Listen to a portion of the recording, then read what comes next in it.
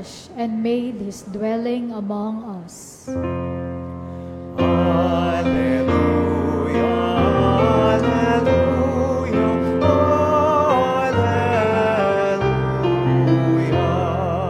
alleluia, alleluia, alleluia. The Lord be with you. And with your spirit. A proclamation from the Holy Gospel according to Matthew. Glory to you, O Lord. The disciples approached Jesus and said, "Who is the greatest in the kingdom of heaven?" He called the child over, placed it in their midst, and said, "Amen, I say to you, unless you turn and become like children, you will not enter the kingdom of heaven. Whoever humbles himself like this child is the greatest in the kingdom of heaven. And whoever receives one child such as this in my name receives me. See that you do not despise one of these little ones, for I say to you that their angels in heaven always look upon the face of my heavenly Father."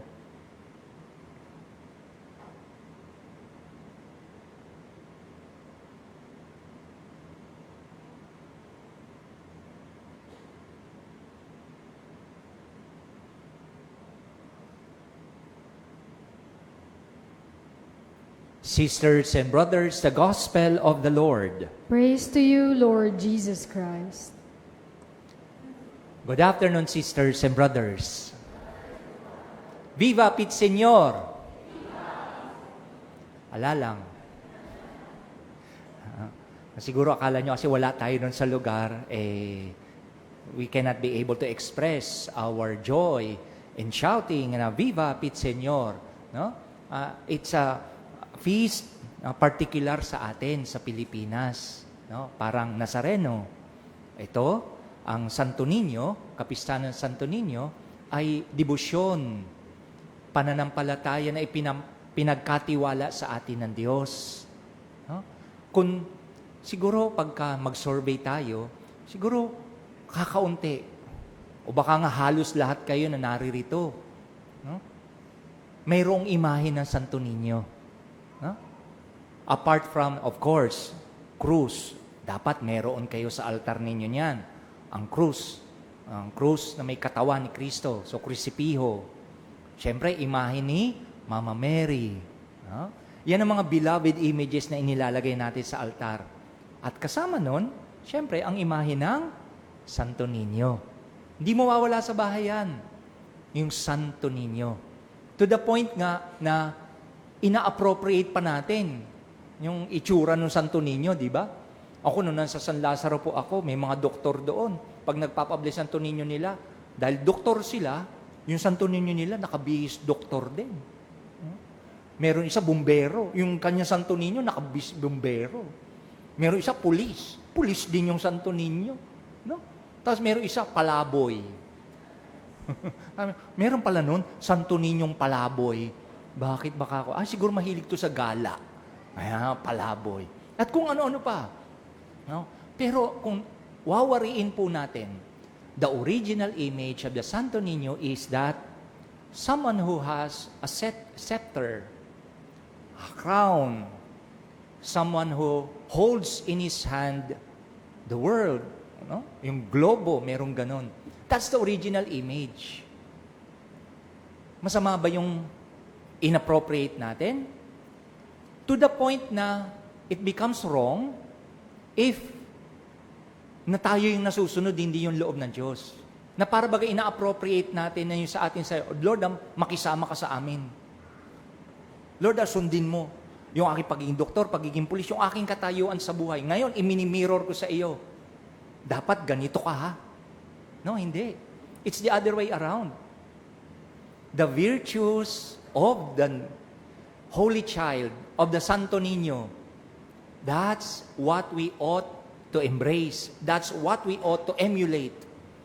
That the Holy Child, Jesus, is the Son of God. He's not one among the many gods.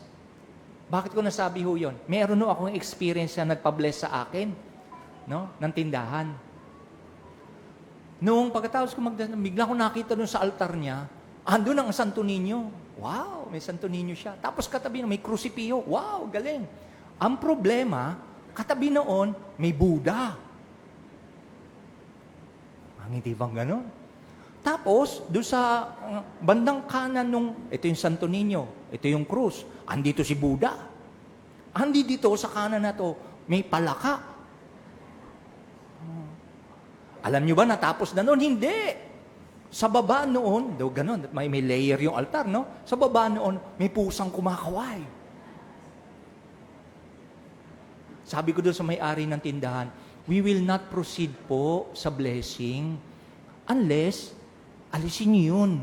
Hindi, Father. Pampaswerte yun. Para kung halimbawa hindi sumagot si Santo Niño sa dasal, sasagot si Buddha. Pag hindi sumagot si Buddha, yung pampaswerte, yung palaka. O kaya yung pusa. Ay sabi ko, hindi ho natin tutuloy talaga. Hanap na ho kayo ng ibang pare. Eh hindi, Father, sige, tinanggal niya yun. Natuloy yung blessing. Pero hindi na ako naimbitahan sa susunod pa noon. Kasi mas nasunod yung gusto. You see, God is not one of the many gods. Hindi ganun po eh. Our complete trust in the Lord, that's what the baby Jesus, that's what the Holy Child is telling us. Yes, kaya nga may setro, kaya nga may corona. Because He is the Prince of Peace. His kingdom, His dominion is about giving us peace. Hindi ba't nung kanya niya pinanganak, ang unang awit na narinig ng mga anghel, glory to God in the highest and peace to people of goodwill. So sa makatuwid, kay Jesus, dapat nababanaagan natin. In the image of the Holy Child, we ought to see God's righteousness, God's kingdom, God's desire for us to be reconciled to Him. Pinapagkakaisa tayo. Pinagkaisa muli tayo ng Panginoong Jesus sa ating Ama. Ang kanyang pagkakatawan tao, ang kanyang pagiging sanggol, ang kanyang pagiging bata minsan sa buhay, pagpapakita sa atin na naparito ang Diyos upang pagkaisahin muli tayo. To reconcile once again to the love of God. Na nalayo tayo, nawaglit tayo because of our own pride, because of our sinfulness, because of our own sinful pride. Kaya tayo nawalay sa Diyos. Pero kita niyo ang Panginoon, His first act, nung siya'y nagkatawan tao, to show us, God is the God of peace. To reconcile with Him. So wag tayong, yung katigasan ng ulo, yung katigasan ng puso, hindi yun ang paanyaya ng kapistahan ng banal na sanggol. The Holy Child reminds us of the desire of God to be at peace with Him, to be reconciled with Him. And to the second point is that the virtue of humility. Yun yung magandang tingnan din natin. Kapakumbabaan. Ang Diyos nagpakumbaba. Ang pamamaraan ng Diyos para pagkaisahin tayo, hindi pagmamataas, hindi sa kapangyarihan, hindi sa pagmamalaki, hindi sa prestige. It's not about power and prestige. It's not about money. No. His power rests on His being humble. Kaya pansin po ninyo, no? Yung pagka may bata, kahit tayo, para maunawaan ng mga bata, pag makikipaglaro tayo sa bata, tayo man, di ba, yung mga lingwahe natin parang bata na rin. Nasubukan niyo ba makipaglaro sa sanggol niya? Hello! Di ba, kahit ikaw mismo ginagawa mo ka sa mukha mo para lang talaga mga bata. And meron ba nakipaglaro sa blah, blah, blah. Hindi mo naman tatakutin. Palagi mo ba, lalapit sa yung bata pag gagano? Boom! Hindi. Hi, baby. Di ba? Why? Why do make fun of ourselves in front of a baby? In front of a child? Because the language of a child is not so much about power. It's not about being strong. No. It's about being gentle. It's about the gentleness of God. It's about the humility of God. Remember, in the gospel, it has been said, whoever humbles himself like this child. So, ang pursuit natin mga anak, into the way of humility. Like a child, but not childish. Childlike, not childish. Ang laki yung pagkakaiba nun. Sa bata, ang cute-cute niyan pagka nagtantrum. Subukan mo yung matanda magtantrum. Ang pangit. Ang pangit-pangit. Yung bata, okay yan eh. O minsan, nakita nyo na ba magkwentuhan yung mga bata? Kaya sa kanila natin nakuha yung, wala ka sa lolo ko, wala ka sa tatay ko. Sila pag nagpayabangan, kwento. Subukan mong pumasok doon sa kwento niyo yung matanda. Wala ka pala eh. Hamunan na yun, away kagad yun. Yung away bata, pag pinasok ng matanda, pag naging away matanda, ay nako, until the kingdom come. Ang bata pag nagkwentuhan, nagkapikunan, maya-maya, bati na uli yan, maglalaro na uli yan. Walang sama ng loob, walang grudge. Kasi nga, kwento. It's part of the experience. It's part of being a child. And same thing with us. Minsan, no, pagka hindi tayo, nagdasal tayo, tapos sinabi natin, hindi mo naman bingit ito. Minsan, hindi ka na magsisimba. Ayoko na magsimba.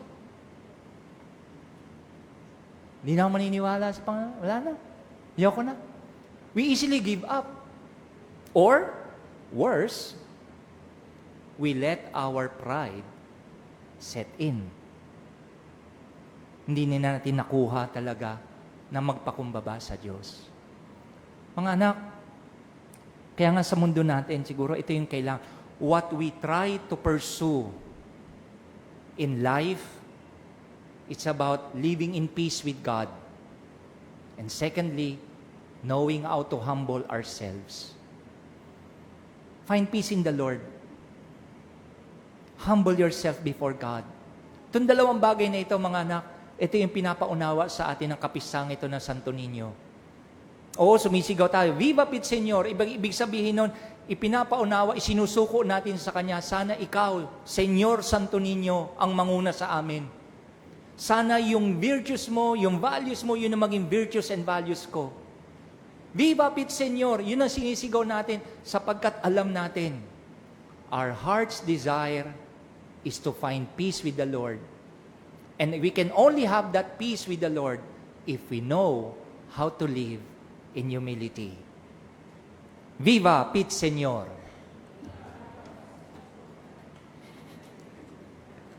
We all stand.